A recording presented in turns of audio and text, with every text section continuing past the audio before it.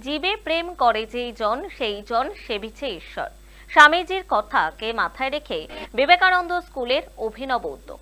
কলকাতায় animal rescue কেয়ারে সকাল সকাল উপস্থিত স্কুলের কচি কাচাদের সঙ্গে শিক্ষিকারাও।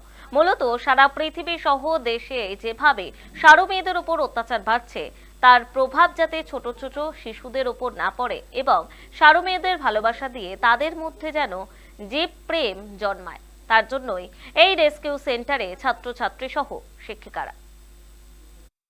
হ্যাঁ, এগুলো যদি মানুষরাই এদের না দেখি তো কে দেখবে? এটাই হচ্ছে লেসন আজকে আমার মনে হয়। এটাই হলো আমাদের পারপাসটা হচ্ছে যাতে বাচ্চারা মানে অ্যানিমালদের ভালোবাসে, এবং সেটার বেসটা শুরু হয় অ্যাকচুয়ালি স্কুলিং থেকে এবং হোমিং থেকে। ঠিক আছে, এবার এই যে বাড়িতে যে ডগিজরা যে সবসময় হার্মফুল হয় না, ওদের দরকার অ্যাকচুয়ালি একটু ফ্রেন্ডলি বিহেভিয়ার, একটু লাভ, একটু কেয়ার। মানুষের বেবির মতোই ওরা। তো যদি আপনারা কেউ ভালো না বাসেন, ওদেরকে মারা ধরা বা ওদের সাথে ক্রুয়েলিটি করা এটা একদমই উচিত নয়।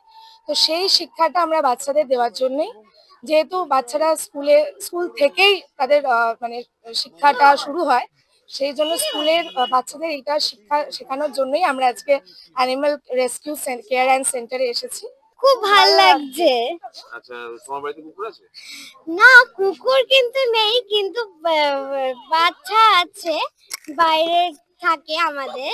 আমরা ওদেরকে প্রত্যেকটা দিন হাতে করে রুটি ভাত এইসব খাইয়ে দিই।